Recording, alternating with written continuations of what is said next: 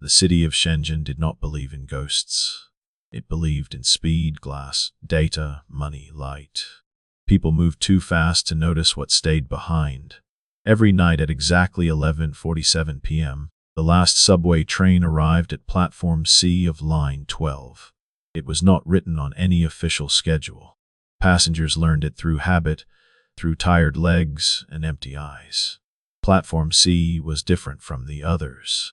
The ceiling was lower. The lights flickered more often.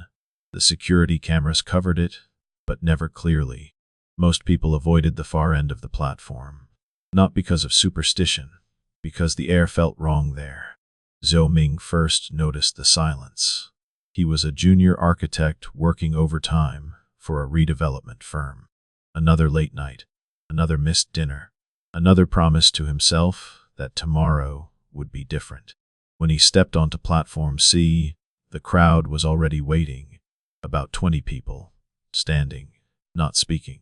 No phones, no conversations, no coughing, no footsteps. The silence pressed against his ears. Zhou Ming slowed down. He looked around. Everyone faced the tracks. No one looked at each other. At the far end of the platform, under a flickering fluorescent lamp, someone stood apart. A woman. She wore a dark coat that absorbed the light instead of reflecting it. Her hair fell straight down her back, too neat, too still. She stood just a little too close to the edge. Zhou Ming felt a tightness in his chest. The subway roared into the station. Wind rushed through the platform. Advertisements rattled. No one moved. The train stopped. The doors opened. Everyone stepped forward at the same time. Zhou Ming hesitated, then followed. Inside the carriage, the silence continued. No notifications. No music leaking from headphones. No whispers. The woman stood near the connecting door between carriages. She did not hold a pole. She did not sway with the movement of the train. Zhou Ming grabbed a strap and watched her reflection in the window. It did not match. When the train accelerated, her reflection stayed still.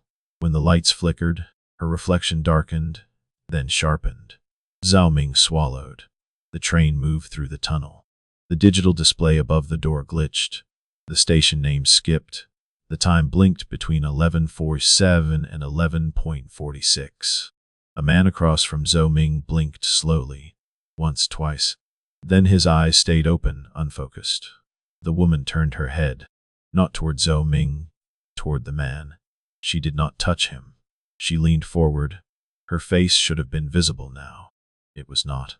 Where her features should have been, there was a depth that did not belong in a human shape. A hollow that pulled at the eyes, like staring into a tunnel that never ended. The man stood up. Zhou Ming wanted to shout. His mouth would not open. The man walked to the connecting door.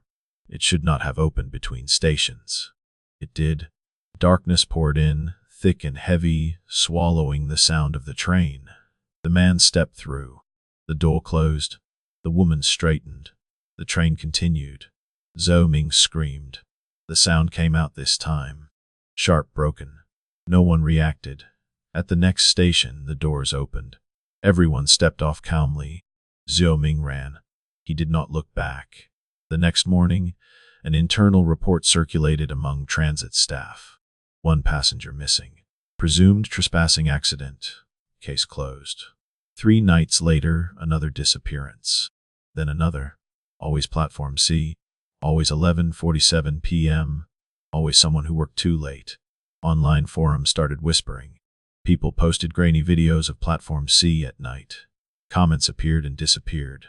Accounts were deleted. One rumor stayed. If you stood at the far end of Platform C and felt suddenly calm, suddenly ready to stop caring, she was already behind you. Liu Shanshan read everything. She worked in content moderation for a major tech company. Her job was to erase things before they spread. Videos of Line 12 crossed her dashboard again and again. Each flagged clip shared the same corruption. 3 seconds missing. Not blurred, not censored. Gone. In one clip, a shadow appeared where the data broke. Tall, thin, watching the platform from the wrong angle. Liu Shanshan paused the video. Her reflection in the monitor lagged. She leaned closer. Her reflection did not. That night, she stayed late. At 11:40 p.m., she found herself walking into the subway station without remembering the decision. Platform C waited.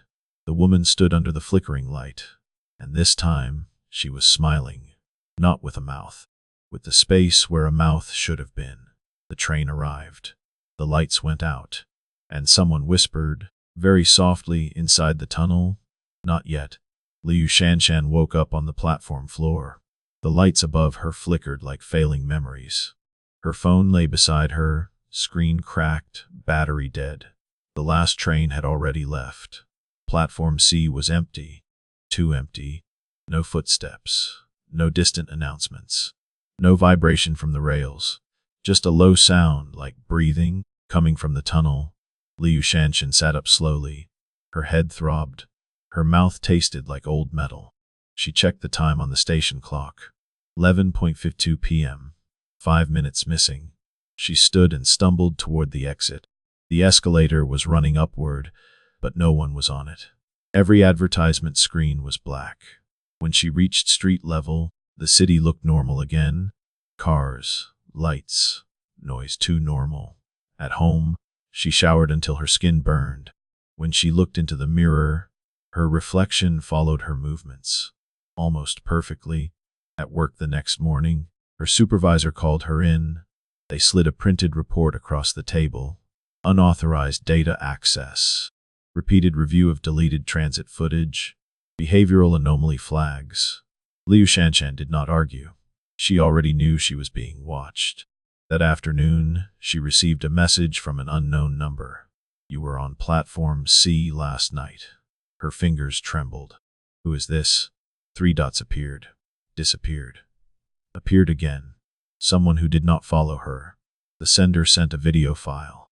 Against every instinct, Liu Shanshan opened it.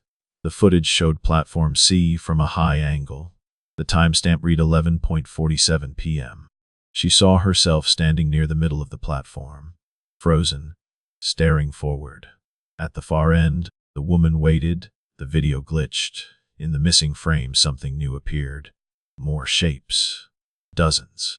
Pressed against the tunnel walls like shadows trapped in concrete. Hands reached out. Faces pushed forward. The woman was not alone.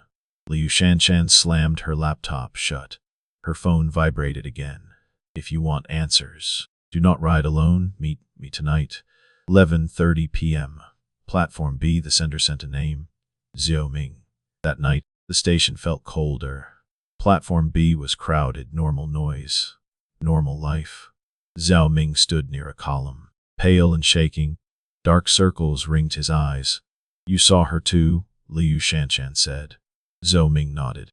"She takes people who are already disappearing," he said. "People who stay late. People no one waits for." They moved together toward platform C. The crowd thinned with each step. The air grew heavier. At the far end, the lights flickered. She was there, closer than before. Zhao Ming grabbed Liu Shanshan's wrist. "Do not look directly at her face," he whispered. "Watch her shadow." They did. Her shadow bent the wrong way. It stretched backward into the tunnel, splitting into many thinner shadows. The train roared in. At 11:47 p.m., every sound died. People froze. The woman turned. This time, she spoke. Not aloud. The words appeared directly inside their heads. "You stayed too long." The tunnel doors between carriages opened again. Darkness spilled out. More figures emerged. Men and women in work uniforms. Construction helmets cracked. Eyes hollow. They did not walk. They slid. Zhao Ming screamed. The woman raised her hand. The crowd stepped forward. Liu Shanshan bit down on her tongue. Pain flared. Reality sharpened. She pulled Zhao Ming backward. The train doors slammed shut. The woman tilted her head. Confusion. Something had changed. The train left without taking anyone. Platform C screamed. The sound came from the walls, from the floor, from the tunnel itself. Lights burst. Concrete cracked. The woman stepped back for the first time. Liu Shanshan realized the truth then. She was not hunting. She was maintaining balance. Someone had to stay. The tunnel wanted bodies, names, lives. And now it was hungry again. The station lights snapped back on. Everyone blinked. Noise returned. People looked around, confused, as if nothing had happened. Zhao Ming collapsed, sobbing. Liu Shanshan stared at the tunnel. She felt it watching her, learning her shape.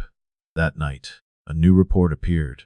Structural instability detected under line 12. Maintenance scheduled. No delays announced. The last train still ran. 11:47 p.m. And something in the tunnel had learned that people could resist. The maintenance notice appeared quietly. No press release. No headlines. Just a small update buried inside the City Transit app. Line 12 partial inspection. Night access restricted. No service impact expected. Liu Shanshan read it 3 times.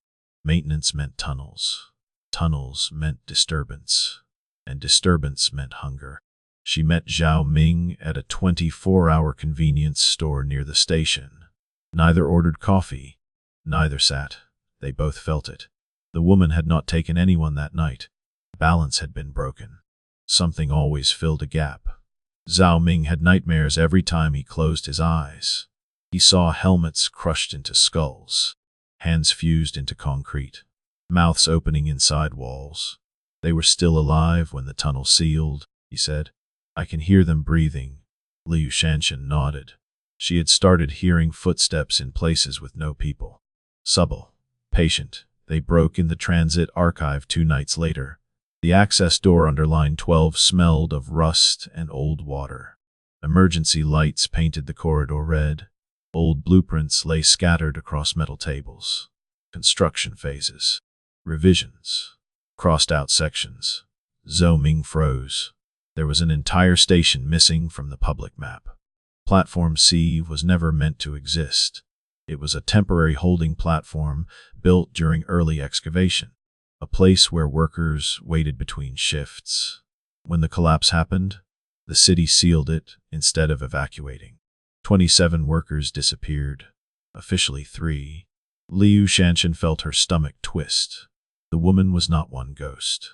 She was a doorway, a system, a mass created by many unfinished deaths. They moved deeper. The air thickened. Sound dampened.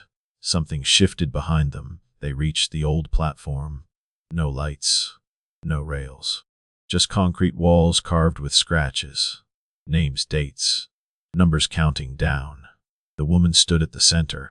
She looked clearer here, more defined. Her coat was stitched together from different eras. Different uniforms. Different lives. Her face was still empty. But inside the emptiness, Liu Shanshan saw movement. Recognition. You came back, the voice said. It was louder here. Angrier. You do not belong to the tunnel, Liu Shanshan said. You were made to keep people quiet. The woman tilted her head. Quiet keeps the city alive. The walls pulsed. The shadows crawled. Zhao Ming stepped forward. How many does it need? He asked. The woman did not answer. The floor cracked. Hands pushed through. Not pulling outward, pulling inward. The tunnel was collapsing again. Not physically, conceptually. If the woman fell, everything behind her would follow. Liu Shanshan understood. The city had outsourced its guilt. Someone had to stand there forever. If not her, then someone else. The tunnel chose people who were already invisible, already forgotten, already tired. Zhao Ming laughed suddenly. Bitter. Then choose me, he said. I am already gone. Liu Shanshan grabbed him. No. The woman stepped closer. Her shadow split, reached, then stopped. She looked at Liu Shanshan. You see us. That had never happened before. Liu Shanshan felt pressure behind her eyes. Every erased comment, every deleted video, every buried report. She had helped keep the tunnel fed. She stepped forward. I will not stand here forever, she said. But I will tell your story. The tunnel hesitated.